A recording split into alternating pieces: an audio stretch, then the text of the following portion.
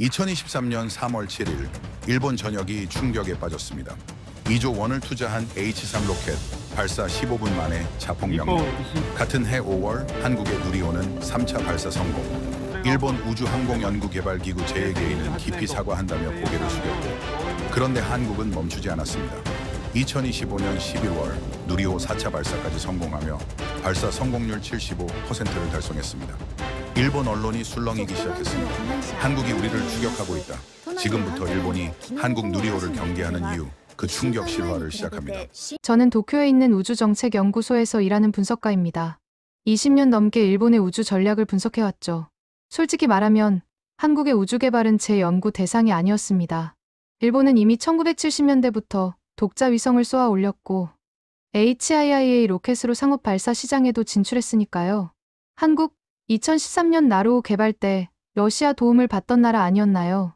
우주 개발 후발주자였죠. 그런데 2022년 6월 21일 제 생각이 완전히 바뀌기 시작했습니다. 그날 오후 연구소 회의실 스크린에 한국 누리호 2차 발사 영상이 떴습니다. 누군가 CNN 뉴스를 틀어놓았더군요. 한국 1톤 이상 위성 발사 7번째 국가 등급. 미국, 러시아, 중국, 일본, 유럽, 인도에 이은 7번째라는 겁니다. 1.5톤급 실용위성을 700km 태양 동기궤도에 올렸다고 했습니다. 회의실이 조용해졌습니다. 독자 기술로 만들었다는데요. 옆자리 동료가 중얼거렸습니다. 설계부터 제작, 시험까지 전부 한국 기술이래요. 75톤급 액체 엔진 사기 클러스터링 기술도 자체 개발이고요. 저는 급하게 자료를 뒤적였습니다. 누리호 개발 예산 약 2조 원. 일본 H3 개발비 2060억 엔과 거의 똑같았습니다. 개발 기간은 2010년부터 2022년까지 12년. 그 사이 한국은 7톤급 액체 엔진 개발을 시작으로 75톤급 대형 엔진까지 만들어냈더군요. 2018년에는 시험 발사체로 75톤급 엔진 성능을 검증까지 마쳤습니다. 이거 생각보다 심각한데요. 제 입에서 무의식적으로 말이 나왔습니다. 저는 손에 쥔 자료를 계속 내려다봤습니다. 한국은 이제 미국 스페이스X나 러시아 소유주에 의존하지 않아도 됩니다. 자체 발사체로 정찰위성, 통신위성, 과학위성을 쏘아 올릴 수 있게 됐죠. 누리호의 페이로드는 700km, 궤도 기준 1.5톤. 나중에 성능이 검증되면서 2.2톤까지 가능한 것으로 확인됐습니다. 시험급 위성을 충분히 올릴 수 있는 성능이었죠. 더 놀라운 건 속도였습니다. 한국은 2021년 10월 1차 발사에서 궤도 진입에 실패했지만 불과 8개월 만인 2022년 6월 2차 발사에서 완전 성공을 거뒀습니다. 문제를 빠르게 파악하고 수정했다는 뜻이죠. 이 속도라면 앞으로가 더 문제였습니다. 그날 저녁 퇴근길 전철 안에서 일본 야후재팬 뉴스를 봤습니다. 댓글창이 난리였죠. 러시아 쓰레기통 뒤져서 만든 거 아니냐. 곧 실패할 것. 우주 쓰레기만 늘렸다. 전 세계 어디에서도 관심 없는 발사. 악담이 쏟아지고 있었습니다. 저는 핸드폰 화면을 한참 들여다보다 껐습니다. 이건 악담이 아니라 불안이었습니다. 일본 국민들도 본능적으로 느끼고 있었던 겁니다. 한국이 우리 영역에 들어왔다는 걸, 더 이상 무시할 수 없는 경쟁자가 됐다는 거려. 그런데 진짜 문제는 따로 있었습니다. 2023년 3월 7일 오전 10시 37분, 우리 일본의 H3 로켓이 첫 발사에 나섰습니다. 가고시마현 다네가시마 우주센터였죠. 저도 현장에 있었습니다. HEA를 대체할 차세대 주력 로켓이었고 JAXA와 미쓰비시중공업이 8년간 공들여 만든 발사체였으니까요. 발사는 순조로웠습니다. 일단 로켓이 정상 연소했고 분리도 성공했습니다. 그런데 2단 엔진이 점화되지 않았습니다. 발사관제센터가 술렁이기 시작했습니다. 기술진들이 급하게 데이터를 확인했지만 2단 엔진은 끝내 점화되지 않았죠. 발사 15분 후 JAXA는 결국 자폭 명령을 내렸습니다. 탑재됐던 지구 관측위성 다이치 3호와 함께 H3는 필리핀 동쪽 바다에 추락했습니다. 야마카와 히로시 JAXA 이사장이 오후 기자회견장에 나왔습니다. 다수 국민의 기대에 부합하지 못해 깊이 사과드립니다. 고개를 숙이는 그의 표정을 저는 지금도 기억합니다. 미쓰비시중공업 주가는 당일 3% 급락했죠. H3는 원래 2020년 발사 예정이었습니다. 하지만 새로 개발한 LE-9 엔진에서 계속 문제가 발생했고 일정이 3년이나 연기됐죠. 그렇게 기다린 끝에 맞은 첫 발사가 완전 실패였습니다. 일본 언론들이 일제히 보도했습니다. 일본 우주개발 전략에 큰 타격. 19년 만에 주력 로켓 발사 실패. 니케이 신문은 일본은 대형과 소형 로켓 모두 실패하면서 우주 개발 신뢰가 떨어졌다고 평가했습니다. 2022년 10월 소형 로켓 입실론 6호기도 실패했거든요. 그로부터 2달 뒤인 5월 25일, 한국 누리호 3차 발사가 성공했습니다. 차세대 소형 위성 2호와 큐브 위성 8기를 궤도에 올렸죠. CNN, AP통신, 로이터, 그리고 우리 니온게이자의 신문까지 일제히 보도했습니다. 한국, 우주 강국 대열 합류, 아시아 우주개발 경쟁 본격화, 대조가 극명했습니다. 일본은 실패를 반복하는 동안 한국은 성공을 쌓아가고 있었던 거죠. 저는 그날 밤 사무실에 혼자 남아 보고서를 작성하기 시작했습니다. 제목은 한국 누리호가 일본 우주 전략에 미치는 영향 분석이었죠. 보고서를 쓰면서 저는 깨달았습니다. 이건 단순한 기술 경쟁이 아니라는 걸. 안보 경쟁, 산업 경쟁, 그리고 국가 위상 경쟁이 시작됐다는 거요. 한국의 누리호는 이제 일본에게 무시할 수 없는 변수가 됐습니다. 2022년 6월 22일 아침, 저는 평소보다 일찍 출근했습니다. 전날 밤 한국 누리호 2차 발사 성공 소식이 전 세계에 타전됐거든요. 연구소 회의실에는 이미 동료들이 모여 있었습니다. 스크린에는 CNN, BBC, AP통신 기사들이 떠 있었죠. 7번째 국가. 이 단어가 제 눈에 계속 들어왔습니다. 선배님, 후배 연구원이 자료를 건넸습니다. 한국이 1.5톤 위성을 700km 궤도에 올렸다는데 이거 생각보다 신박한 거 아닙니까? 저는 자료를 펼쳐봤습니다. 누리호는 1차 발사에서 실패했지만 불과 8개월 만에 완전 성공을 거뒀더군요. 위성 모사체 1.3톤과 성능 검증 위성 180kg을 합쳐 총 1.5톤을 궤도에 안착시켰습니다. 빠르네요. 저는 중얼거렸습니다. 문제 파악하고 수정하는 속도가 우리보다 훨씬 빠릅니다. 그때 제 머릿속에는 우리 H3 로켓 상황이 떠올랐습니다. H3는 2014년부터 개발을 시작했습니다. JAXA와 미쓰비시 중공업이 약 2,060억엔, 우리 돈으로 약 2조 원을 투자한 프로젝트였죠. HEA를 대체할 차세대 주력 로켓이었습니다. 목표는 명확했습니다. 발사 비용을 HEA의 절반인 50억엔으로 낮추고 연간 발사 횟수를 최소 6회로 늘리는 것. 하지만 현실은 달랐습니다. 2020년 첫 발사 예정이었던 H3는 계속 연기됐습니다. 새로 개발한 LE-9 엔진에서 문제가 발생했거든요. 추력 150톤급 팽창식 블리드 사이클 엔진이었는데 연소 시험 중 균열이 발견됐죠. 재설계를 거쳤고 추가 시험이 이어졌습니다. 2021년, 2022년로 발사 일정이 계속 미뤄졌습니다. LE-9 엔진 개발이 이렇게 오래 걸릴 줄 몰랐어요. 한 JAXA 엔지니어가 한숨을 쉬었습니다. 일본 독자 설계라고 자신했는데 검증에만 몇 년이 걸렸습니다. 같은 시기, 한국은 어땠을까요? 한국도 75톤급 액체 엔진을 독자 개발했습니다. 2016년부터 본격적인 연소 시험을 시작했고 2018년 11월 시험 발사체로 비행 성능까지 검증했죠. 총 17기의 시험 모델을 제작해서 200여 차례 연소 시험을 진행했다고 합니다. 체계적이네요. 저는 한국 측 자료를 보며 감탄했습니다. 한국은 시험 발사체라는 중간 단계를 거쳤습니다. 완전한 3단 로켓이 아니라 1단만으로 구성된 시험용 발사체를 먼저 쏘아 올린 거죠. 75톤급 엔진의 비행 성능을 실제로 확인한 다음 본격적인 누리호 개발에 들어갔습니다. 우리는 그런 단계 없이 바로 완성형을 만들려 했습니다. 2022년 여름이 지나고 가을이 왔습니다. 일본 우주업계는 긴장된 분위기였죠. H3 1호기 발사가 드디어 2023년 2월로 확정됐기 때문입니다. 이번엔 꼭 성공해야 합니다. 미쓰비시 중공업 관계자가 말했습니다. 3년이나 연기했는데 또 실패하면 신뢰를 완전히 잃습니다. 2023년 2월 17일 첫 발사 시도가 있었습니다. 저는 다네가시마 우주센터 발사 현장에 있었습니다. 카운트다운이 시작됐고 H3가 발사대에서 점화 준비에 들어갔죠.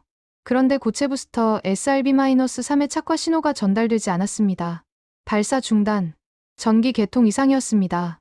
JAXA는 급하게 원인을 파악했고 발사를 며칠 뒤로 연기했습니다. 또 연기네요. 동료가 쓴웃음을 지었습니다. 2023년 3월 7일 재발사 날이 왔습니다. 그날 아침 10시 37분 H3 1호기가 드디어 이륙했습니다. 일단 엔진이 정상 연소했고 로켓은 힘차게 상승했죠. 저는 발사관제 센터 모니터를 지켜봤습니다. 일단 분리 성공. 여기까지는 완벽했습니다. 그런데 문제가 발생했습니다. 2단 로켓 엔진이 점화되지 않았습니다. 점화 신호 확인 안 됨. 관제 센터에서 긴급 보고가 들어왔습니다. 기술진들이 급하게 데이터를 분석했지만 2단 엔진은 끝내 작동하지 않았습니다. 발사 5분 15초가 지나면 2단 엔진이 연소를 시작해야 했는데 아무 반응이 없었죠. 발사 15분 후 JAXA는 최악의 결정을 내렸습니다. 기체 파괴 명령 송신. H3는 필리핀 동쪽 공해상에서 자폭했습니다. 탑재됐던 지구 관측위성 다이치 3호도 함께 사라졌죠. 개발비 2조 원, 8년의 시간이 15분 만에 무너졌습니다. 발사장이 조용해졌습니다. 저는 창밖을 내다봤습니다. 푸른 하늘만 보일 뿐 H3의 흔적은 어디에도 없었습니다. 오후 2시 야마카와 히로시 JAXA 이사장이 기자회견장에 나왔습니다. 다수 국민의 기대에 부합하지 못해 깊이 사과드립니다. 그는 깊게 고개를 숙였습니다. 앞으로 철저한 원인 규명과 재발 방지에 힘쓰겠습니다. 미쓰비시중공업 주가는 당일 3% 급락했습니다. 저는 그날 저녁 도쿄로 돌아오는 비행기 안에서 일본 언론들의 보도를 봤습니다. 일본 우주개발 전략에 큰 타격, 19년 만에 주력 로켓 발사 실패. 이온게이자의 신문은 더 직설적이었죠. 일본은 대형과 소형 로켓 모두 실패하면서 향후 전망이 불투명해졌다. 일본의 우주 개발에 대한 신뢰가 떨어졌다. 2022년 10월 소형 로켓 입실론 6호기도 실패했었습니다. 대형 H3도 실패, 소형 입실론도 실패. 일본의 양대 발사체가 모두 위기에 빠진 겁니다. 그로부터 2달 후인 5월 25일, 한국 누리호 3차 발사가 성공했습니다. 저는 연구소에서 생중계를 지켜봤습니다. 누리호는 차세대 소형위성 2호와 큐브위성 8기를 550km 궤도에 올렸죠. 시험급 위성을 본격적으로 발사하기 시작한 겁니다. CNN이 보도했습니다. 한국, 우주 강국 대열 합류. AP통신도 이어 보도했죠. 한국의 누리호 발사 성공은 정찰위성을 궤도에 보낼 능력이 있음을 증명했다. 대조가 극명했습니다. 일본은 실패를 반복하는 동안 한국은 성공을 쌓아가고 있었습니다. 일본 언론들이 움직이기 시작했습니다. 한일 우주 개발 경쟁 본격화. 이온게이자의 신문의 헤드라인이었습니다. 기사는 이렇게 분석했죠. H3의 지연과 실패로 한국에 추격당할 수 있다는 우려가 일본 업계에 확산되고 있다. 아사히 신문도 비슷한 톤이었습니다. 한국 누리호의 연속 성공은 일본 우주 전략의 압박 요인이다. 상케이 신문은 더 직설적이었죠. 기술 경쟁 구도 역전 가능성. 저는 이 기사들을 하나하나 스크랩했습니다. 언론이 이렇게 쓴다는 건 업계 내부의 불안이 이미 표면으로 드러났다는 뜻이었습니다. 2023년 여름, 저는 JAXA 관계자들과 비공식 간담회를 가졌습니다. 솔직히 말하면 한선임 연구원이 술잔을 기울이며 말했습니다. H3 재발사 일정을 잡기가 두렵습니다. 또 실패하면 어떡하죠? 일본 우주개발의 신뢰가 완전히 무너질 겁니다. 다른 연구원이 거들었습니다. 한국은 2차 발사에서 바로 성공했는데 우리는 1차 발사도 못 이겨냈잖아요. 비교가 되는 게 당연합니다. H3의 문제는 단순한 기술 실패가 아니었습니다. 전략적 공백이 생긴 겁니다. HEA는 2024년 50호기를 마지막으로 퇴역 예정이었죠. H3가 그 자리를 빠르게 메워야 했는데 신뢰성 입증이 늦어지면서 일본은 주력 발사체 없이 공백기를 맞을 위기에 처했습니다. 2023년 12월 또 다른 충격이 왔습니다. 일본이 야심차게 준비하던 화성 위성 탐사 계획 MMX가 H3 문제로 지연될 가능성이 제기됐습니다. NHK가 보도했죠. JAXA가 당초 2024년 9월로 잡은 MMX 발사 일정에 문제가 생겼다. H3가 3월 대비 비행에서 실패했고 신뢰 회복이 필요한 상황이다. 더 충격적인 문장이 이어졌습니다. JAXA가 미국 스페이스X의 펠컨 헤비 사용을 고려할지는 미지수. 자국 로켓 대신 외국 로켓을 쓸 수도 있다는 뜻이었습니다. 일본 우주개발의 자존심이 무너지는 순간이었죠. 2024년 2월 17일 H3 2호기가 발사됐습니다. 이번에는 값비싼 위성 대신 위성 모사체와 초소형 위성 2기만 탑재했습니다. 만약을 대비한 거였죠. 다행히 2호기는 성공했습니다. 목표 궤도 도달, 위성 분리까지 모든 과정이 정상이었습니다. JAXA는 발표했습니다. H3 발사 성공. 하지만 분위기는 싸늘했습니다. 2번 만에 성공이라는 수식어가 따라다녔거든요. 한국 누리호는 2차 발사에서 바로 성공했다는 비교가 계속 나왔습니다. 일본 방위성 관계자를 만난 자리에서 그가 말했습니다. H3 문제보다 더 신경 쓰이는 게 있습니다. 한국이 독자 정찰위성 발사 능력을 확보한 거요. 누리호로 군사위성을 올릴 수 있다는 뜻 아닙니까? 동북아 정보 경쟁이 완전히 달라질 겁니다. 그의 우려가 맞았습니다. 한국은 누리호 성공 이후 독자 정찰위성 발사를 본격적으로 추진하고 있었죠. 저는 그날 반보고서를 작성했습니다. 일본 H3의 위기는 단순한 기술 실패가 아니다. 개발 지연, 반복된 실패, 전략적 공백, 그리고 경쟁국의 급부상이 만든 복합 위기다. 특히 한국 누리호의 빠른 성공은 일본에게 시간이 많지 않다는 경고다. 창밖으로 동이 트고 있었습니다. 하지만 일본 우주산업의 앞날은 여전히 어두웠습니다. 2023년 6월, 저는 도쿄에서 열린 아시아 우주정책 세미나에 참석했습니다.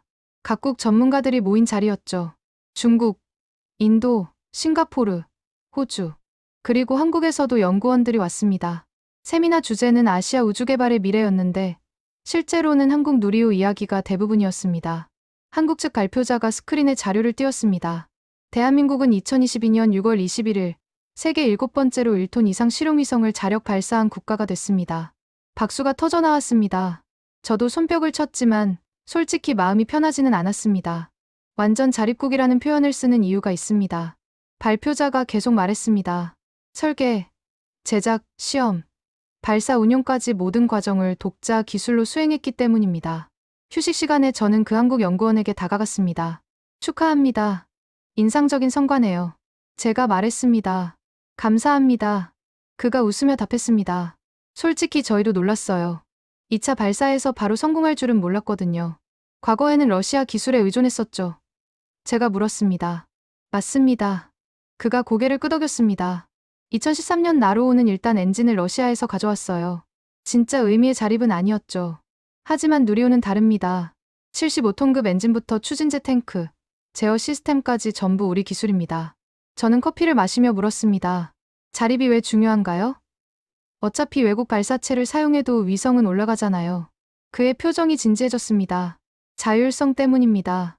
외국 발사체를 쓰면 발사 시기를 우리 마음대로 정할 수 없어요. 다른 나라 위성들과 스케줄을 맞춰야 하고 발사 국가의 정치 상황에도 영향을 받죠. 특히 군사용 정찰위성 같은 민감한 위성은 기술 이전 제한까지 받습니다. 그의 말이 맞았습니다. 한국은 과거 위성 발사를 전적으로 외국에 의존했습니다. 1992년 첫 인공위성 우리별 1호는 유럽 아리안 로켓으로 쏘아 올렸죠. 1999년 아리랑 1호는 미국 토러스 로켓을 썼습니다. 2010년대까지도 대부분의 한국 위성은 러시아, 미국, 유럽 발사체에 의존했습니다. 이제는 다르다는 거군요. 제가 말했습니다. 완전히 달라졌죠. 그가 답했습니다. 급하게 정찰위성 올려야 하면 누리호로 바로 쏘면 됩니다. 통신위성 추가 필요하면 자체 발사하면 되고요. 외국 눈치 볼 필요가 없어졌습니다. 저는 그제야 이해했습니다. 자립의 진짜 의미를요. 세미나가 끝나고 저는 호텔방으로 돌아와 자료를 정리했습니다. 1톤 이상 위성을 자력으로 쏘아 올릴 수 있는 나라는 단 7개국뿐이었습니다. 미국, 러시아, 중국, 일본, 유럽, 인도, 그리고 한국, 이스라엘, 이란, 북한도 위성을 쏘긴 했지만 300kg 이하였죠. 왜 1톤이 기준일까? 저는 혼잣말을 했습니다. 자료를 뒤적이다 답을 찾았습니다. 시용 위성은 보통 1톤 이상입니다. 통신위성, 정찰위성, 기상위성. 제대로 된 임무를 수행하려면 무게가 나가죠. 300kg짜리 소형 위성으로는 할 수 있는 게 제한적입니다. 한국은 이제 그 문턱을 넘은 겁니다. 저는 누리호의 성능을 다시 확인했습니다. 700km 태양 동기궤도에 2.2톤까지 올릴 수 있더군요. 당초 목표였던 1.5톤보다 훨씬 높은 성능이었습니다. 500km 궤도라면 2.4톤, 300km 저궤도는 3.3톤까지 가능했죠. 대부분의 저궤도 위성을 커버할 수 있겠네. 저는 메모를 남겼습니다. 물론 한계도 있었습니다. 정지궤도 위성처럼 36,000km 고도에 올려야 하는 위성은 누리호로는 불가능했죠. 하지만 정찰위성, 과학위성, 저궤도 통신위성은 충분히 가능했습니다. 2023년 여름이 지나고 가을이 왔습니다. 저는 일본 경제지 기자들과 간담회를 가졌습니다. 한 기자가 물었죠. 일본 입장에서 한국의 자립이 어떤 의미인가요? 저는 솔직하게 답했습니다. 경쟁자가 하나 늘었다는 겁니다. 아시아에서 일본과 중국만 독자 발사 능력을 가졌었는데 이제 한국도 그 클럽에 들어왔어요. 인도까지 합치면 아시아의 4개국이 됐죠. 다른 기자가 질문했습니다. 기술 수준은 어떻습니까? 과거 한국은 일본의 기술을 벤치마킹하는 입장이었습니다. 저는 신중하게 말을 골랐습니다. 우주 개발에서 일본이 선배였고 한국은 후배였죠. 하지만 누리호 성공으로 한국은 일본과 동등한 기술 수준에 올라섰습니다. 동등하다고요? 기자가 놀란 표정을 지었습니다. 네, 저는 고개를 끄덕였습니다. 어떤 면에서는 추월했을 수도 있습니다. 특히 민간 이양 속도는 한국이 훨씬 빠릅니다. 그날 기사는 논란을 일으켰습니다. 일본 전문가, 한국이 기술적으로 추월했을 수 있다고 평가. 제 발언이 크게 보도됐죠. 하지만 저는 후회하지 않았습니다. 사실이었으니까요. 2024년 봄, 한국의 움직임이 더 구체화됐습니다. 한국은 누리호 체계 종합 기업으로 하나에어로스페이스를 선정했습니다. 민간 주도 체제로 전환을 시작한 거죠. 발사체 제작부터 운용까지 민간 기업이 맡게 된 겁니다. 빠르네요. 저는 뉴스를 보며 중얼거렸습니다. 일본은 여전히 JAXA 중심 체제였습니다. 민간 이양은 논의는 하지만 실행은 덜했죠. 미쓰비시중공업이 H3 제작에 참여하긴 했지만 주도권은 여전히 JAXA가 쥐고 있었습니다. 같은 해 여름, 저는 한국항공우주연구원 관계자를 만났습니다. 2027년까지 누리호를 총 6차례 반복 발사할 계획입니다. 그가 설명했습니다. 목표는 신뢰성 확보와 민간 기술 이전이에요. 발사를 반복하면서 데이터를 축적하고 그 데이터로 상업 발사 시장에 진출하려고 합니다. 전략이 명확하네요. 저는 감탄했습니다. 하나에어로스페이스가 4차 발사부터 제작과 총조립을 전담합니다. 그가 덧붙였습니다. 5차, 6차로 갈수록 민간 참여 범위를 계속 확대할 계획이고요. 저는 일본 상황과 비교하지 않을 수 없었습니다. H3는 2024년 2월 2호기 발사 이후 3호기, 4호기 계획은 있었지만 발사 일정이 불규칙했습니다. 반복 발사를 통한 신뢰성 확보라는 전략이 명확하지 않았죠. 상업화 계획도 구체적이지 않았습니다. 2025년 11월 27일 결정적인 순간이 왔습니다. 한국 누리호 4차 발사가 성공했습니다. 새벽 1시 13분 야간 발사였죠. 차세대 중형위성 3호와 큐브위성 12기를 탑재한 최다 탑재 기록이었습니다. 저는 생중계를 지켜봤습니다. 발사, 1단 분리, 페어링 분리, 2단 분리, 위성 분리. 모든 과정이 완벽했습니다.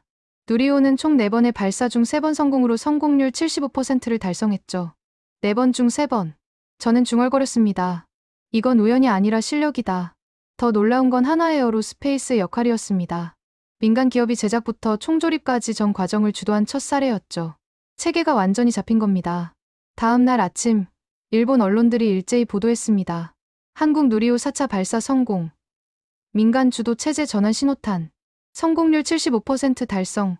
신뢰성 입증. 한국, 우주 5대 강국 도약 기반 마련. 그리고 비교 기사들이 쏟아졌습니다. 일본 H3는 2번 만에 성공. 한국 누리호는 4번 중 3번 성공. 민간 이양 속도. 한국이 일본 앞서. 아시아 우주개발 경쟁. 한국 빠르게 추격. 저는 그날 오후 연구소 동료들과 회의를 했습니다. 한국의 자립이 우리에게 의미하는 게 뭡니까? 한 연구원이 물었습니다. 저는 화이트보드에 3가지를 적었습니다. 첫째, 기술 경쟁. 한국이 이제 일본과 직접 비교 대상이 됐습니다. 누리호와 H3과 같은 급으로 평가받고 있어요. 둘째, 시장 경쟁. 한국이 상업 발사 시장의 새 경쟁자로 들어옵니다. 하나에어로스페이스는 이미 준비 중이죠. 셋째, 안보 경쟁. 한국의 정찰위성 능력 강화는 일본에게 민감한 문제입니다. 동북아 정보 자산 경쟁이 심화될 겁니다. 회의실이 조용해졌습니다. 결론적으로 저는 말을 이었습니다. 한국이 발사체 완전 자립국이 된 것은 단순한 기술 성취가 아닙니다. 우주 공간에서 독자적으로 행동할 수 있는 국가 역량을 확보했다는 의미죠. 일본은 이제 한국을 무시할 수 없습니다. 그날 밤, 저는 집으로 돌아오는 전철 안에서 창밖을 내다봤습니다. 도쿄 야경이 펼쳐져 있었지만 제 머릿속은 복잡했습니다. 20년 넘게 일본 우주 정책을 연구해왔지만 이런 변화는 처음이었습니다. 아시아 우주 개발은 이제 새로운 국면에 접어들었습니다. 일본과 중국의 양강 구도가 아니라 한국과 인도까지 가세한 다자 경쟁 시대가 온 거죠. 그리고 그 경쟁에서 한국은 빠르게 존재감을 키우고 있었습니다. 완전 자립국. 이 단어의 무게가 이제야 실감났습니다. 2024년 가을, 저는 싱가포르에서 열린 아시아 우주산업 포럼에 참석했습니다. 전 세계 발사체 업체들이 모인 자리였죠. 스페이스X, 아리안스페이스, 그리고 하나에어로스페이스도 있었습니다. 전시장을 둘러보는데 하나 부스 앞에 사람들이 모여 있더군요. 누리호 기반 상업 발사 서비스 2027년 본격 개시 예정. 대형 현수막이 걸려 있었습니다. 저는 하나 관계자에게 다가갔습니다. 상업 발사 계획이 구체화됐나요? 네. 그가 웃으며 답했습니다. 2027년까지 누리호 6차 발사를 마치면 그 이후부터 상업 발사 서비스를 시작할 계획입니다. 신뢰성 데이터가 충분히 쌓이거든요. 가격 경쟁력은 어떻습니까? 제가 물었습니다. 현재 누리호 발사 비용은 약 1200억 원 수준입니다. 그가 설명했습니다. 하지만 반복 발사와 자동화를 통해 500억 원대까지 낮출 계획이에요. 스페이스X 팰컨 9의 재사용 발사 비용이 약 650억 원이니 경쟁 가능한 수준이죠. 저는 놀랐습니다. 생각보다 구체적인 계획이었습니다. 전시장 반대편에는 미쓰비시중공업 부스가 있었습니다. H3 로켓 모형이 전시돼 있었죠. 하지만 사람들의 관심은 적었습니다. 일본 동료가 다가와 말했습니다. 하나 쪽 반응이 뜨겁네요. 그럴 만하죠. 저는 답했습니다. 한국은 지금 상업화를 향해 전력 질주 중이니까요. 사실 상업 발사 시장은 냉혹한 곳입니다. 기술력만으로는 안 됩니다. 신뢰성, 가격, 발사 주기, 고객 서비스.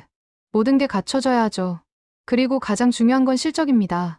연속 성공 기록이 없으면 고객이 믿지 않습니다. 저는 자료를 뒤적였습니다. 일본 HIIA는 2001년부터 2024년까지 47번 발사해서 46번 성공했습니다. 성공률 97.9%. 훌륭한 기록이었죠. 하지만 상업 발사 수준은 많지 않았습니다. 왜일까요? 가격 때문입니다. 한항공우주 업계 관계자가 설명했습니다. HIIA 발사 비용은 약 100억 엔, 우리 돈 1300억 원 정도예요. 스페이스X 팰컨 9 재사용 발사는 650억 원 수준이죠. 가격 차이가 2배입니다. H3는 이 문제를 해결하려고 만들어진 로켓이었습니다. 발사 비용 50억 엔, 약 650억 원으로 낮추는 게 목표였죠. 팰컨 9가 경쟁하겠다는 야심이었습니다. 하지만 현실은 달랐습니다. H3는 여전히 소모성 발사체입니다. 제 동료가 말했습니다. 재사용이 안 되니까 근본적인 비용 절감에 한계가 있어요. 스페이스X는 일단 로켓을 100번 재사용하는 게 목표라는데 우리는 아직 재사용 기술 개발 계획도 명확하지 않습니다. 더 큰 문제는 신뢰성이었습니다. 2018년 영국 위성통신사 인마셋과 H3 발사 계약을 맺었습니다. 일본 발사체 최초의 해외 상업 발사 계약이었죠. 하지만 H3 개발 지연으로 결국 HIIA 45호기로 변경됐습니다. 고객이 H3을 믿지 못한 겁니다. 한 미쓰비시중공업 관계자가 쓴웃음을 지었습니다. 2023년 3월 H3 1호기 발사 실패는 결정타였습니다. 신뢰가 무너졌죠. 2024년 10월 H3가 아랍에미리트의 소행성 탐사선 발사를 수주했습니다. 2028년 발사 예정이었죠. 좋은 소식이긴 했지만 4년이나 기다려야 하는 먼 미래였습니다. 같은 시기 한국은 다른 길을 걷고 있었습니다. 2025년 11월 누리호 4차 발사 성공 이후 한화에어로스페이스는 본격적으로 상업 발사 시장 진출을 준비하기 시작했습니다. 저는 한화 측 자료를 입수했습니다. 누리호 반복 발사 계획 2027년까지 총 6차 발사 완료, 목표 성공률 85% 이상, 발사 주기 단축을 통한 비용 절감, 민간 주도 체계 완성, 전략이 명확했습니다. 반복 발사로 신뢰성을 쌓고 자동화로 비용을 낮추고 민간 주도로 효율을 높이는 거였죠. 그리고 2027년부터 본격적으로 상업 고객을 받겠다는 계획이었습니다. 현실적인 전략입니다. 저는 보고서에 메모를 남겼습니다. 더 흥미로운 건 타겟 시장이었습니다. 한화는 적에도 소형위성 시장을 노리고 있었습니다. 최근 급성장하는 분야였죠. 스페이스X 스타링크, 아마존 카이퍼, 원웹, 수천 개의 적에도 통신위성을 쏘아 올리는 메가 컨스텔레이션 시대가 오고 있었습니다. 누리호는 500km 궤도에 2.4톤까지 올릴 수 있습니다. 한화 관계자가 설명했습니다. 소형위성 1020기를 한 번에 발사할 수 있죠. 이게 우리 경쟁력입니다. 저는 고개를 끄덕였습니다. 타당한 분석이었습니다. 대형 위성 시장은 이미 스페이스X, 아리안스페이스 같은 기존 업체들이 장악하고 있습니다. 하지만 소형위성 시장은 다릅니다. 수요가 폭발적으로 늘고 있고 발사 기회가 부족한 상황이죠. 일본도 이 시장을 노려야 하는 거 아닙니까? 제 동료가 물었습니다. 그래야죠. 저는 답했습니다. 하지만 우리는 준비가 안 됐어요. H3는 아직 신뢰성 입증 단계고 상업화 전략도 불명확합니다. 2025년 12월 저는 충격적인 소식을 들었습니다. 한국이 차세대 발사체 개발에 착수한다는 뉴스였습니다. 누리호보다 성능이 향상된 차세대 로켓이었죠. 그리고 핵심은 재사용 기술이었습니다. 액체 메탄 엔진 기반 재사용 발사체. 뉴스 헤드라인이었습니다. 저는 자료를 찾아봤습니다. 한국우주항공청이 차세대 발사체 개발 계획을 발표했더군요. 메탄 엔진 개발, 일단 재사용 기술 확보, 발사 비용 혁신적 절감. 스페이스X 모델을 따라가는 거네요. 제가 중얼거렸습니다. 메탄 엔진은 차세대 표준입니다. 스페이스X 스타쉽, 블루 오리진 뉴글렌, 유럽 아리안 그룹 모두 메탄 엔진을 개발 중이죠. 케로신보다 연소 효율이 높고 연소 잔여물이 적어서 재사용에 유리합니다. 일본은 어떻습니까? 동료가 물었습니다. 저는 한숨을 쉬었습니다. 우리도 메탄 엔진 개발 계획은 있습니다. 하지만 아직 초기 단계예요. 예산도 확정 안 됐고 타임라인도 불명확하죠. 한국은 이미 움직이고 있었습니다. 한국항공우주연구원과 한화에어로스페이스가 공동으로 메탄 엔진 연구에 착수했다는 보도가 나왔죠. 속도가 다릅니다. 저는 보고서에 썼습니다. 상업 발사 시장은 기다려주지 않습니다. 2026년 들어 저궤도 위성 발사 수요가 폭발했습니다. 각국 정부와 민간 기업들이 앞다퉈 통신위성, 관측위성, 과학위성을 쏘아 올려 했죠. 발사 대기 시간이 2년 이상으로 늘어났습니다. 발사체가 부족합니다. 한 위성 제조사 관계자가 말했습니다. 스페이스X만으로는 감당이 안 돼요. 다른 선택지가 필요합니다. 바로 그 틈새를 한국이 노리고 있었습니다. 2026년 중반 한화에어로스페이스가 동남아시아 국가들과 발사 서비스 협의를 시작했다는 소식이 들렸습니다. 인도네시아, 태국, 말레이시아 자체 위성을 보유하고 싶어 하지만 발사 수단이 없는 나라들이었죠. 누리호로 발사해드리겠다는 겁니다. 한 업계 관계자가 설명했습니다. 가격도 펠컨9보다 저렴하게 제시하고 있어요. 저는 일본 방위성 관계자를 만났습니다. 한국이 상업 발사 시장에 본격 진출하면 우리에게 어떤 영향이 있을까요? 제가 물었습니다. 그가 진지하게 답했습니다. 직접적인 영향은 두 가지입니다. 첫째, 아시아 국가들이 일본 대신 한국을 선택할 수 있어요. 가격도 저렴하고 같은 아시아 국가니까 접근성도 좋죠. 둘째, 기술 파급 효과입니다. 한국이 발사 서비스를 제공하면서 관련 기술도 함께 이전할 가능성이 있어요. 안보적으로도 영향이 있겠네요. 제가 말했습니다. 당연하죠. 그가 고개를 끄덕였습니다. 한국이 동남아 국가들의 위성을 쏘아 올려주면 한국 중심의 우주 네트워크가 형성될 수 있습니다. 일본 입장에서는 영향력이 줄어드는 거죠. 저는 그날 밤 오래 생각했습니다. 상업 발사 시장은 단순한 비즈니스가 아닙니다. 국가 영향력, 기술 주도권, 안보 네트워크, 모든 게 연결돼 있죠. 일본은 HIIA로 20년 넘게 발사 실적을 쌓았지만 상업시장에서 큰 성과를 내지 못했습니다. H3무 반전을 노렸지만 초기 실패로 신뢰를 잃었죠. 반면 한국은 이제 막 시작 단계지만 전략이 명확했습니다. 반복 발사로 신뢰 쌓고 비용 낮추고 틈새 시장 공략하는 거였죠. 누가 이길까? 동료가 물었습니다. 저는 솔직하게 답했습니다. 지금 추세라면 한국이 유리합니다. 속도가 다르거든요. 일본은 아직도 JAXA 중심 체제인데 한국은 벌써 민간 주도로 전환했어요. 시장은 민첩한 쪽을 선택합니다. 2027년 초 결정적인 뉴스가 나왔습니다. 한화에어로스페이스가 첫 상업 발사 계약을 체결했다는 소식이었습니다. 싱가포르의 한 위성 기업과 계약을 맺었죠.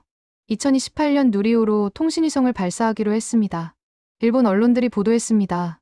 한국 누리호 첫 상업 발사 계약 체결. 동남아 시장에서 일본과 경쟁 본격화. 한국 상업 발사 시장의 새로운 플레이어로 부상. 저는 그 기사를 읽으며 확신했습니다. 한국은 이제 상업 발사 시장에서도 일본의 경쟁자가 됐다고. 기술 경쟁, 시장 경쟁, 안보 경쟁. 모든 영역에서 한국과 일본이 부딪히게 될 거라고요. 일본은 더 이상 한국을 무시할 수 없습니다. 2023년 12월 저는 도쿄 방위성 건물에서 열린 비공개 세미나에 참석했습니다. 주제는 통부가 정찰위성 경쟁과 일본의 대응이었죠.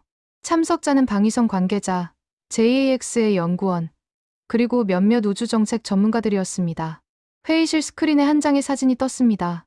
한국의 정찰위성 1호였습니다. 2023년 12월 2일 미국 스페이스X 펠컨9 로켓으로 발사된 위성이었죠. 해상도 30cm급 전자광학 카메라를 탑재했다고 알려졌습니다. 이게 시작입니다. 한방위성 국장이 말했습니다. 한국은 2025년까지 총 5기의 정찰위성을 발사할 계획입니다. 전자광학 4기, 합성개구레이더 SAR 1기죠. 저는 자료를 넘기며 들었습니다. 문제는 발사 수단입니다. 국장이 계속 말했습니다. 현재는 스페이스X를 이용하고 있지만 누리호 개발 성공으로 상황이 달라졌어요. 한국은 이제 자체 발사 능력을 확보했습니다. 회의실이 조용해졌습니다. JAXA 연구원이 손을 들었습니다. 누리호로 정찰위성을 발사할 수 있습니까? 충분히 가능합니다. 제가 답했습니다. 누리호는 500km 궤도에 2.4톤까지 올릴 수 있어요. 한국 정찰위성은 약 1톤 내외로 알려졌죠. 성능상으로는 전혀 문제 없습니다. 그럼 언제부터 가능할까요? 다른 참석자가 물었습니다. 2027년 이후로 봅니다. 저는 자료를 가리키며 설명했습니다. 누리호 6차 발사까지 완료하고 신뢰성을 충분히 확보한 다음 정찰위성 발사에 투입할 가능성이 높습니다. 방위성 국장이 다시 입을 열었습니다. 여러분, 이게 우리에게 어떤 의미인지 아십니까? 한국이 독자 정찰위성을 독자 발사체로 올릴 수 있다는 건 완전한 정보 자립을 의미합니다. 그의 말이 맞았습니다. 정찰위성은 국가안보의 핵심입니다. 적국의 군사 동향을 파악하고 미사일 기지를 감시하고 전시 상황을 실시간으로 추적하죠. 독자 정찰위성이 없으면 다른 나라 정보에 의존할 수밖에 없습니다. 일본은 이미 독자 정찰위성 체계를 구축했습니다. 1998년 북한의 대포동 미사일 발사 이후 일본은 정보수집 위성 IGS 프로그램을 시작했죠. 현재 광학위성 6기, 레이더위성 4기 등 총 10기 정도를 운용 중입니다. HIIA 로켓으로 발사했고요. 우리는 20년 넘게 독자 정찰위성을 운용해왔습니다. 한방위성 관계자가 말했습니다. 아시아에서 이 능력을 가진 나라는 중국과 일본뿐이었죠. 이제 한국도 그 대열에 합류했다는 겁니다. 제가 덧붙였습니다. 스크린에 새로운 자료가 떴습니다. 한국의 정찰위성 배치 계획이었습니다. 2023년부터 2025년까지 5기를 발사한다. 전자광학 위성 4기는 하루 중 서로 다른 시간대에 한반도 상공을 지나가도록 배치한다. SAR 위성 1기는 야간과 악천 후에도 감시 가능하다. 체계적이네요. 한 참석자가 중얼거렸습니다. 그리고 여기가 핵심입니다. 방위성 국장이 지도를 가리켰습니다. 한국 정찰위성의 1차 목표는 당연히 북한입니다. 하지만 궤도 특성상 중국 동부 해안, 일본 서부 지역도 촬영 범위에 들어갑니다. 회의실에 긴장감이 돌았습니다. 정찰위성은 특정 지역만 찍을 수 없습니다. 궤도를 따라 이동하면서 넓은 지역을 촬영하죠. 한국이 북한을 감시하기 위해 배치한 위성이 일본도 찍을 수 있다는 뜻입니다. 군사적으로 민감한 문제입니다. 저는 메모를 남겼습니다. JAXA 연구원이 질문했습니다. 한국이 정말 누리호로 정찰위성을 쏠까요? 스페이스X가 더 안전하고 검증된 옵션인데요. 저는 고개를 저었습니다. 안보 자산은 다릅니다. 외국 발사체를 쓰면 기술 이전 제한을 받아요. 미국 ITAR 규정 때문에 위성 내부 기술을 공개해야 하고 발사 일정도 미국 승인을 받아야 하죠. 하지만 누리호를 쓰면 제가 말을 이었습니다. 완전히 자유롭습니다. 원하는 시기에, 원하는 궤도에 어떤 제약도 없이 발사할 수 있어요. 안보 측면에서는 누리호가 훨씬 유리합니다. 방위성 국장이 고개를 끄덕였습니다. 정확한 분석입니다. 그리고 더 중요한 건 그가 다음 슬라이드를 넘겼습니다. 한국이 정찰위성을 추가로 발사할 때마다 우리의 정보 우위가 줄어든다는 겁니다. 슬라이드에는 동북아 정찰위성 보유 현황이 나와 있었습니다. 중국 30기 이상 추정, 일본 10기, 한국 5기 2025년 기준, 북한 실패 연속, 중국은 압도적입니다. 국장이 설명했습니다. 우리가 경쟁할 수준이 아니죠. 하지만 한국은 다릅니다. 5기로 시작해서 계속 늘릴 겁니다. 10기, 15기. 그렇게 되면 일본과 거의 대등한 수준이 되는 거예요. 저는 한국의 우주개발 중장기 계획을 검토했습니다. 한국은 2030년대까지 차세대 정찰위성 체계를 구축할 계획이었습니다. 해상도를 더 높이고 위성 숫자를 늘리고 AI 기반 자동 분석 시스템을 도입한다는 내용이었죠. 기술 격차가 빠르게 줄어들고 있습니다. 제가 말했습니다. 한방위성 관계자가 우려를 표명했습니다. 한국의 독자 정찰 능력 확보는 우리 자위대 정보 활동에도 영향을 줍니다.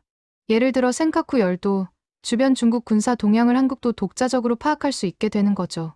정보 공유 필요성은 줄어들고 다른 관계자가 거들었습니다. 정보 경쟁은 심화됩니다. 저는 2024년 초 발생한 한 사건을 떠올렸습니다.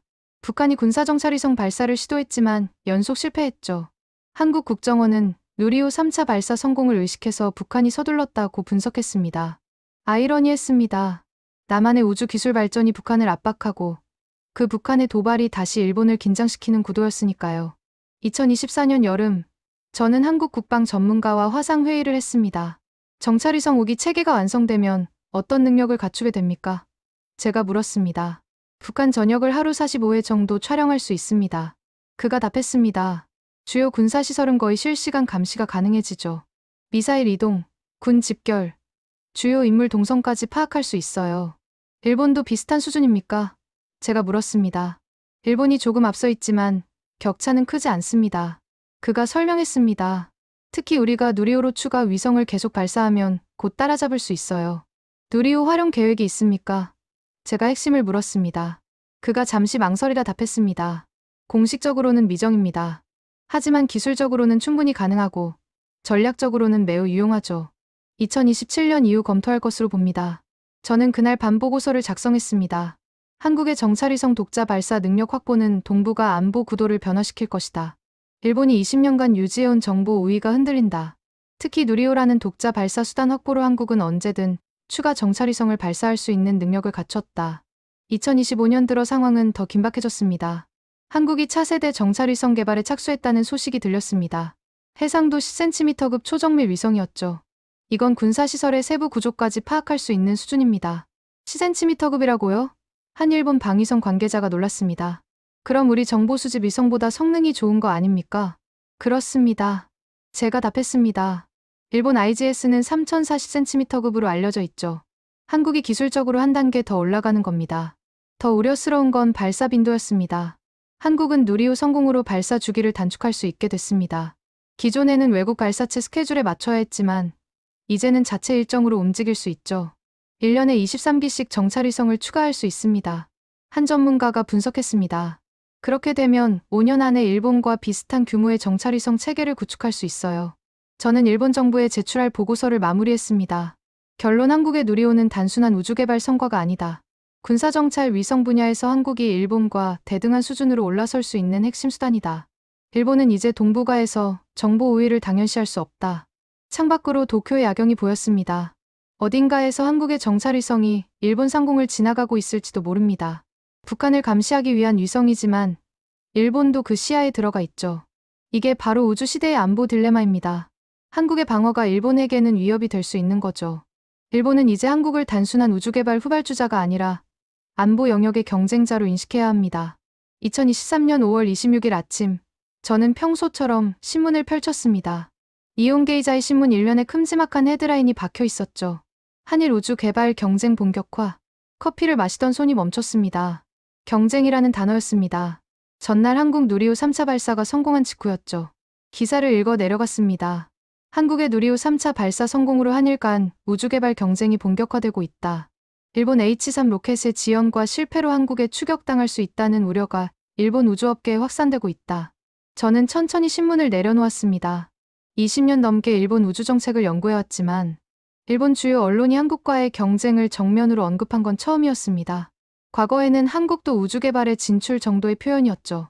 하지만 이제는 달랐습니다. 출근길 전철 안에서 다른 신문들도 확인했습니다. 아사히 신문 한국 누리호의 연속 성공, 일본 우주 전략의 압박 요인, 상케이 신문 기술 경쟁 구도 역전 가능성, H3 신뢰 회복 시급, 요미우리 신문 아시아 우주 개발, 한국 급부상. 모든 주요 언론이 일제히 같은 논조였습니다. 연구소에 도착하자 동료들이 이미 회의실에 모여 있었습니다. 테이블 위에 신문들이 쌓여 있었죠. 이건 정책적 시그널입니다. 한 선배 연구원이 말했습니다. 언론이 이렇게 움직인다는 건 정부 내부에서도 위기감이 상당하다는 뜻이에요. 어제까지만 해도 한국은 우리 뒤를 따라오는 후발주자였습니다. 다른 동료가 말했습니다. 그런데 하루 만에 경쟁자가 됐어요. 저는 최근 몇 달간의 언론 보도를 분석했습니다.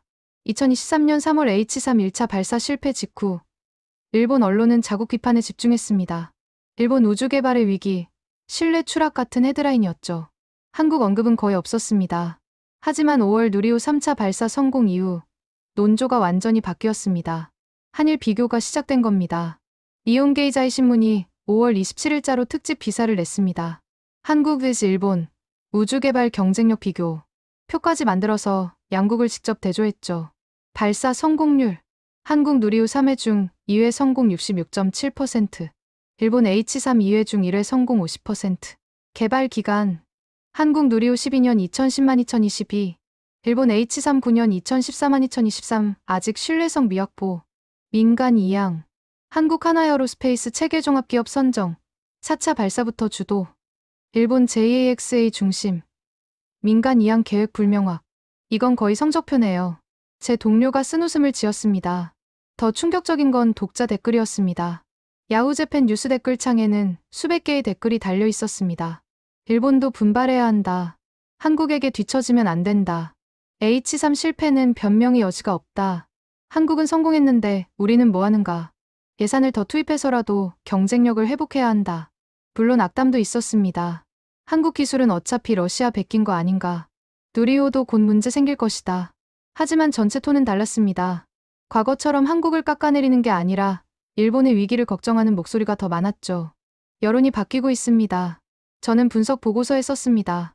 2023년 6월 TV 방송도 움직이기 시작했습니다. NHK가 특집 다큐멘터리를 방영했습니다. 아시아 우주 경쟁 시대. 한국, 중국, 인도의 우주 개발을 심층 분석하는 프로그램이었죠. 저도 인터뷰에 출연했습니다. 한국의 누리호 성공이 일본에게 주는 의미는 무엇입니까? 진행자가 물었습니다. 경각심입니다. 저는 답했습니다. 일본은 1970년대부터 우주 개발을 해왔고 아시아에서 선두였죠. 하지만 이제 한국이 빠른 속도로 따라잡고 있어요. 어떤 면에서는 추월했을 수도 있습니다. 어떤 면에서요? 진행자가 추가 질문했습니다. 민간 이양 속도입니다. 제가 설명했습니다. 한국은 벌써 하나에어로스페이스라는 민간 기업이 발사체 제작을 주도하고 있어요. 반면 일본은 여전히 JAX의 중심이죠. 우주 산업의 미래는 민간 주도입니다. 그 점에서 한국이 앞서고 있어요. 방송 이후 반응이 뜨거웠습니다. 일본 우주업계 관계자들로부터 전화가 쏟아졌습니다. 너무 솔직하게 말한 거 아니냐. 일본의 자존심은 어쩌고 같은 항의도 있었죠. 하지만 더 많은 사람들이 공감을 표했습니다. 사실을 말해줘서 고맙다. 한 JAXA 연구원이 이메일을 보냈습니다. 우리 내부에서도 같은 걱정을 하고 있어요. 하지만 공개적으로 말하기 어려웠죠. 선생님이 대신 말해준 겁니다. 2023년 여름, 경제지들도 본격적으로 움직였습니다. 다이아몬드 주간지가 커버 스토리로 한국 우주 산업의 야심을 다뤘습니다. 누리호 개발 과정, 한화에어로스페이스의 전략, 차세대 발사체 계획까지 심층 취재한 기사였죠. 동양경제도 일본이 한국에게 배워야 할 것이라는 제목의 특집을 냈습니다. 한국은 명확한 목표와 단계별 실행 계획을 갖고 있다. 시험 발사체로 검증하고 본 발사로 신뢰성을 쌓고 민간 이항으로 상업화를 준비한다. 일본은 이런 체계적 접근을 배워야 한다. 저는 이 기사를 읽으며 놀랐습니다. 일본 언론이 한국에게서 배우라고 말하다니. 2024년 들어서는 더 직접적인 표현들이 나왔습니다. 한국, 일본 추월 가능성, 우주 경쟁에서 뒤처지는 일본, 한국의 도전, 일본의 위기. 특히 2024년 2월 H3 2호기가 성공한 직후에도 언론 반응은 싸늘했습니다. 2번 만에 겨우 성공. 한국은 2차 발사에서 성공했다. 신뢰 회복에는 아직 멀었다. 한국과의 격차, 더 벌어질 수 있다. 저는 일본 언론의 변화를 분석하며 3가지 패턴을 발견했습니다. 첫째, 비교 대상의 변화. 과거 일본 언론은 우주 개발을 논할 때 미국, 유럽, 중국과 비교했습니다. 한국은 언급조차 되지 않았죠. 하지만 이제 한국이 주요 비교 대상이 됐습니다. 둘째, 논조의 변화. 과거에는 일본이 도와줘야 할 후발주자였던 한국이 이제는 일본을 위협하는 경쟁자가 됐습니다. 시혜적 태도에서 경쟁적 태도로 바뀐 거죠. 셋째, 위기감의 표출. 일본도 분발해야, 경각심을 가져야, 대책이 필요하다 같은 표현이 급증했습니다. 이건 단순한 보도가 아니라 정책 압박이었습니다. 2025년 11월 누리호 4차 발사 성공 이후 일본 언론의 보도는 절정에 달했습니다. NHK 뉴스고가 톱뉴스로 다뤘습니다. 한국의 누리호가 4차 발사에 성공했습니다. 성공률 75%를 기록하며 신뢰성을 입증했습니다. 특히 이번 발사는 민간 기업 한화에어로스페이스가 주도했다는 점에서 주목됩니다. 화면에는 누리호 발사 장면과 함께 한국우주개발연표가 나왔습니다. 아나운서가 계속 말했습니다. 일본의 H3 로켓은 개발 지연과 초기 실패로 신뢰 회복에 어려움을 겪고 있습니다. 반면 한국은 빠른 속도로 우주 강국 대열에 합류하고 있어 아시아 우주개발 경쟁이 본격화될 전망입니다. 다음 날 아침, 모든 주요 신문이 일면에 누리호 기사를 실었습니다. 니혼게이자이 한국 누리호 4차 성공, 일본의 압박, 아사히 우주 경쟁 시대, 일본의 대응은 요미우리 한국 우주 굴기, 일본 전략 재검토 필요. 저는 신문들을 쌓아놓고 사진을 찍었습니다. 역사적인 순간이었죠. 일본 주요 언론이 모두 한국과의 우주 경쟁을 인정한 순간이었으니까요. 연구소에서 긴급 회의가 열렸습니다. 언론의 이런 반응을 어떻게 봐야 합니까? 후배가 물었습니다. 저는 솔직하게 답했습니다. 이건 단순한 보도가 아닙니다. 정책 입안자들에게 보내는 메시지예요. 뭔가 하라는 압박이죠. 예산을 더 투입하라. 전략을 재검토하라. 민간 이양을 서두르라. 그런 요구들입니다.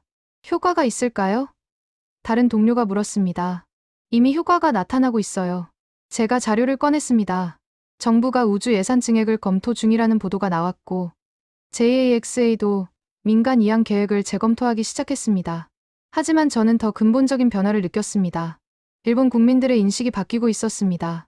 과거 일본인들은 우주 개발을 일본의 자랑으로 여겼습니다. 하야부사 소행성 탐사, HIIA의 성공, 자부심의 원천이었죠. 하지만 이제는 불안이 섞여 있었습니다. 한국에게 뒤처지면 어떡하지? 일본의 기술력이 정말 괜찮은 건가? 우리도 더 노력해야 하는 거 아닌가? 이런 목소리들이 SNS, 댓글창, 여론조사에서 나타나기 시작했습니다. 저는 그날 밤 보고서 마지막 장을 썼습니다. 일본 언론이 우주 경쟁이라는 표현을 사용하기 시작한 것은 단순한 수사적 변화가 아니다. 이는 한국을 더 이상 후발주자가 아닌 진정한 경쟁자로 인식하기 시작했다는 의미다. 정책적으로나 산업적으로나 안보적으로나 일본은 이제 한국을 무시할 수 없다. 창밖으로 도쿄 야경이 보였습니다. 어딘가 저 하늘 위로 한국의 위성들이 지나가고 있을 겁니다. 그리고 일본 언론은 그 사실을 매일 보도하고 있죠. 우주 경쟁. 이 단어가 이제는 일상이 됐습니다. 2025년 11월 28일, 저는 도쿄 우주정책연구소에서 긴급 보고서를 작성했습니다. 전날 한국 누리호 4차 발사가 성공한 직후였죠. 일본 정부로부터 긴급 분석 요청이 들어왔습니다. 한국 누리호가 일본에 미치는 영향, 종합 분석. 저는 커피를 마시며 키보드를 두드렸습니다. 지난 3년간 축적한 자료들을 정리할 시간이었죠. 보고서 첫 장에 이렇게 썼습니다. 한국의 누리호는 단순한 우주개발 성과가 아니다. 일본 입장에서 누리호는 3가지 영역에서 직접적인 위협 요인이다. 기술, 시장, 안보. 첫 번째 섹션 기술 경쟁. 저는 누리호와 H3의 비교표를 만들었습니다. 개발 과정부터 달랐습니다. 한국은 2018년 시험 발사체로 75톤급 엔진을 먼저 검증했죠. 실제 비행으로 성능을 확인한 다음 본격적인 누리호 개발에 들어갔습니다. 일본은 그런 중간 단계 없이 바로 H3 완성형을 만들려 했습니다. L-9 엔진 개발에서 문제가 생겼고 3년이나 지연됐죠. 접근 방식의 차이가 결과의 차이를 만들었다. 저는 보고서에 썼습니다. 성공률도 명확했습니다.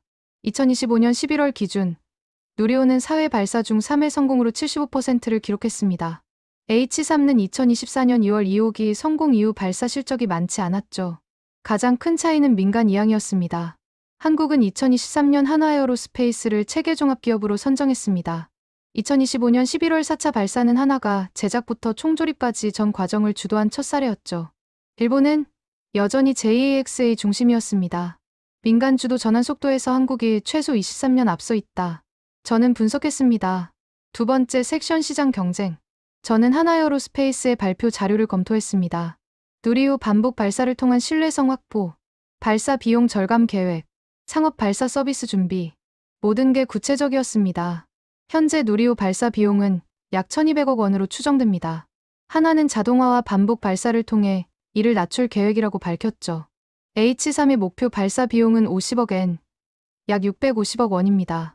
수치상으로는 경쟁력이 있어 보이지만 문제는 신뢰성이었습니다. 상업 발사 시장에서 가장 중요한 건 실적이다. 저는 썼습니다. 고객들은 가격보다 신뢰성을 먼저 본다. 한국은 2025년 11월까지 누리호 4차 발사를 완료했습니다. 데이터가 쌓이고 있었죠. 일본 H3는 아직 발사 횟수가 적었습니다. 저는 2025년 10월 싱가포르 우주산업 포럼에서 들은 이야기를 떠올렸습니다. 동남아 국가들이 한국에 관심이 많습니다. 한 업계 관계자가 말했었죠. 가격도 합리적이고 같은 아시아 국가니까 접근성도 좋다고 하더군요. 인도네시아, 태국, 말레이시아 자체 위성을 원하지만 발사 수단이 없는 나라들이었습니다. 한국이 이 시장을 선점하면 저는 보고서에 썼습니다. 일본의 입지는 더욱 좁아진다. 세 번째 섹션 안보 경쟁. 가장 민감한 부분이었습니다. 한국은 2023년 12월부터 2024년까지 정찰위성 5기를 발사했습니다. 전자광학 위성 4기, 합성개구 레이더 SAR 위성 1기였죠. 모두 미국 스페이스X 펠컨 9 로켓을 이용했습니다. 하지만 이제는 선택지가 생겼습니다. 누리호입니다. 누리호는 500km 궤도에 2.4톤을 올릴 수 있습니다. 한국 정찰위성은 약 1톤 내외로 알려졌죠. 기술적으로 충분히 가능합니다. 한국이 누리호로 정찰위성을 발사하면 저는 신중하게 문장을 썼습니다. 완전한 정보 자립이 이루어진다. 외국 승인 필요 없이 자체 일정으로 원하는 시기에 정찰위성을 올릴 수 있다는 뜻이었습니다. 일본은 20년간 독자 정찰위성 체계를 유지해왔습니다. 정보수집 위성 IGS-10기 내외를 운용 중이죠. 아시아에서 중국과 일본만 가능했던 능력이었습니다. 하지만 이제 한국도 그 대열에 합류했습니다. 저는 2025년 5월 일본 방위성 관계자와 나눈 대화를 떠올렸습니다. 한국 정찰위성의 1차 목표는 북한입니다. 하지만 궤도 특성상 일본 서부 지역도 촬영 범위에 들어갑니다. 그가 우려했었죠. 정찰위성은 특정 지역만 찍을 수 없습니다. 궤도를 따라 넓은 지역을 촬영하죠. 한국의 독자 정찰 능력은 동북아 정보 균형을 변화시킨다. 저는 보고서에 썼습니다. 결론 섹션 3가지가 겹치는 지점. 저는 보고서 마지막 장을 작성했습니다. 일본이 한국 누리호를 견제하는 이유는 명확하다. 첫째, 기술 경쟁. 누리호는 이제 H3와 직접 비교되는 발사체다. 성능, 신뢰성, 개발 속도, 민간 이양 모든 면에서 경쟁 관계다. 일부 영역에서는 한국이 앞서고 있다. 둘째, 시장 경쟁. 한국이 상업 발사 시장의 새로운 경쟁자로 부상하고 있다. 동남아 시장, 소형위성 시장에서 일본과 직접 경쟁하게 될 것이다. 셋째, 안보 경쟁.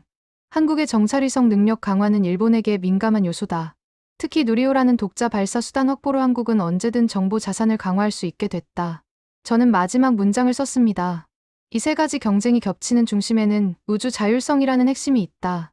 한국은 2025년 11월 현재 우주 공간에서 독자적으로 행동할 수 있는 능력을 완전히 확보했다. 이것이 일본이 한국을 더 이상 무시할 수 없는 근본적인 이유다. 보고서를 완성하고 저는 창밖을 내다봤습니다. 도쿄의 밤하늘이었습니다. 저 위 어딘가에 한국의 누리호가 올린 위성들이 떠 있겠죠. 저는 지난 3년을 되돌아봤습니다. 2022년 6월 누리호 2차 발사 성공. 그때 처음 느꼈습니다. 한국이 더 이상 후발주자가 아니라는 걸. 2023년 3월 H3 1차 발사 실패. 같은 해 5월 누리호 3차 발사 성공. 대조가 극명했습니다. 2025년 11월 누리호 4차 발사 성공. 성공률 75%. 민간 주도. 야간 발사. 최다 탑재. 모든 면에서 한 단계 올라선 모습이었습니다. 저는 보고서를 프린트했습니다. 내일 아침 일본 정부에 제출할 보고서였죠. 이 보고서를 읽은 사람들은 어떤 반응을 보일까요? 어떤 이들은 부정할 겁니다. 한국이 일본보다 앞설 리 없다고. 어떤 이들은 받아들일 겁니다. 현실을 인정하고 대응해야 한다고. 하지만 제 결론은 변하지 않습니다. 한국의 누리호는 일본에게 기술 시장 안보 새 영역에서 위협 요인입니다. 그리고 이 3가지가 겹치는 중심에는 한국의 우주 자율성 확보라는 근본적 변화가 있습니다. 일본은 더 이상 한국을 무시할 수 없습니다. 2025년 11월 30일, 저는 도쿄 우주정책연구소 제 책상에 앉아 있었습니다. 창밖으로 도쿄 거리가 보였죠. 일요일 오후였지만 저는 출근했습니다. 마무리해야 할 보고서가 있었으니까요. 책상 위에는 지난 3년간 모은 자료들이 쌓여 있었습니다. 2022년 6월 21일, 한국 누리호 2차 발사 성공 기사. 2023년 3월 7일, 일본 H3 1차 발사 실패 보도. 2023년 5월 25일, 한국 누리호 3차 발사 성공 특집. 2025년 11월 27일, 한국 누리호 4차 발사 성공 속보. 저는 이 자료들을 천천히 넘겨봤습니다. 3년 전만 해도 저는 한국 우주 개발을 그렇게 심각하게 받아들이지 않았습니다. 후발주자가 노력하고 있구나 정도였죠. 일본은 이미 50년 우주 개발 역사를 가진 나라였으니까요. 하지만 지금은 완전히 달라졌습니다. 저는 최종 보고서 파일을 열었습니다. 제목은 이렇게 정했습니다. 한국 누리호와 일본 우주 전략 3년간의 변화와 현재의 위치. 보고서 서론을 작성했습니다. 나는 일본의 우주 정책을 20년 넘게 연구해온 분석가다. 그동안 미국, 유럽, 중국, 러시아의 우주 개발을 추적해왔다. 한국은 내 연구 대상이 아니었다. 하지만 2022년 이후 모든 것이 바뀌었다. 저는 커피를 한 모금 마시고 계속 썼습니다. 한국의 누리호는 단순한 우주과학 성과가 아니다. 이 문장이 핵심이었습니다. 지난 3년간 제가 내린 결론이었죠. 일본 입장에서 누리호는 3가지 영역에서 일본을 위협할 수 있는 변수다. 첫째, 기술 경쟁. 저는 데이터를 정리했습니다. 2025년 11월 현재, 누리호는 총 4회 발사의 3회 성공으로 75% 성공률을 기록했습니다. 1차 실패 후 빠르게 문제를 수정해 2차, 3차, 4차 연속 성공을 거뒀죠. H3는 2023년 1차 실패, 2024년 2월 2차 성공.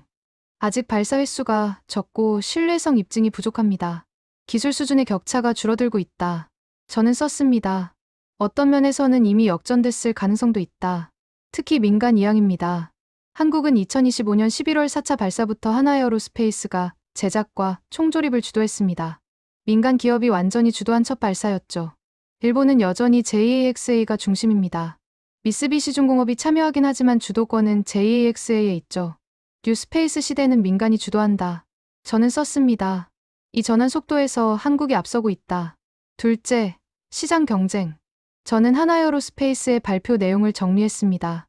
누리 후 반복 발사를 통한 데이터 축적, 신뢰성 확보, 상업 발사 서비스 준비.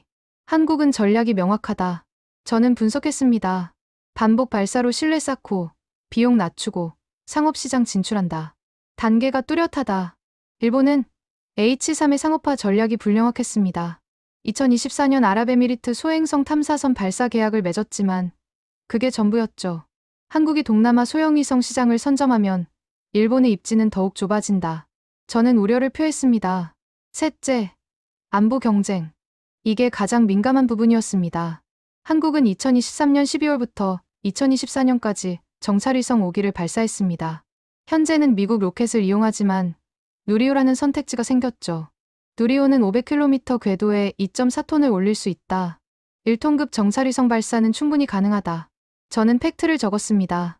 한국이 누리호로 정찰위성을 발사하기 시작하면 완전한 정보 자립이 완성된다.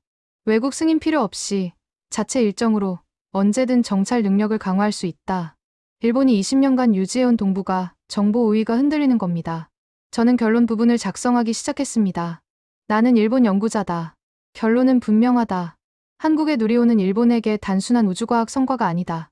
기술산업안보의 새 영역에서 일본을 위협할 수 있는 새로운 변수다. 기술 측면에서 누리호는 H3와 직접 비교 대상이 됐다. 성공률, 민간 이양, 개발 속도, 여러 면에서 한국이 우위를 보이고 있다. 산업 측면에서 한국은 상업 발사 시장의 새로운 경쟁자로 부상하고 있다.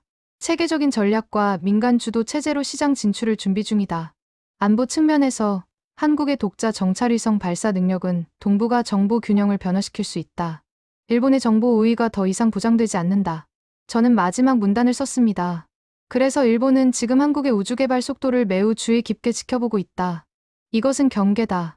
하지만 동시에 인정이기도 하다. 한국이 이제 일본과 대등한 우주 개발 능력을 갖춘 국가가 됐다는 인정. 일본은 더 이상 한국을 후발주자로 볼 수 없다. 한국은 경쟁자다. 그리고 어떤 면에서는 선도자일 수도 있다.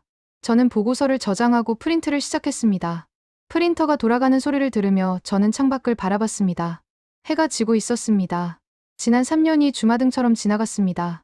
2022년 6월, 누리호 2차 발사 성공 소식을 처음 들었을 때의 놀라움. 2023년 3월, H3 발사 실패 현장에서 느꼈던 충격. 2023년 5월, 누리호 3차 성공 후 일본 언론이 일제히 경쟁을 언급하던 순간. 2025년 11월 27일 새벽, 누리호 4차 발사를 생중계로 지켜보던 그 시간. 모든 순간들이 하나의 결론을 향해 흘러왔습니다. 한국은 이제 우주 강국입니다. 프린트된 보고서를 집어 들었습니다. 50페이지가 넘는 분량이었죠. 제 3년간의 연구가 담겨 있었습니다. 내일 아침 이 보고서는 일본 정부 고위층에게 전달될 겁니다. 그들이 어떤 결정을 내릴지는 모르겠습니다. 하지만 한 가지는 확실합니다. 일본은 이제 한국을 무시할 수 없습니다. 한국의 누리호는 기술시장 안보, 모든 면에서 일본의 새로운 경쟁자가 됐으니까요. 저는 연구소 불을 끄고 나왔습니다. 도쿄의 밤하늘을 올려다봤습니다. 별들이 반짝이고 있었죠. 저 위 어딘가에 한국의 누리호가 올린 위성들이 지구를 돌고 있을 겁니다. 그리고 일본은 그 현실을 받아들여야 합니다. 한국은 더 이상 따라오는 나라가 아니라 함께 달리는 나라입니다. 어쩌면 앞서가는 나라일 수도 있습니다.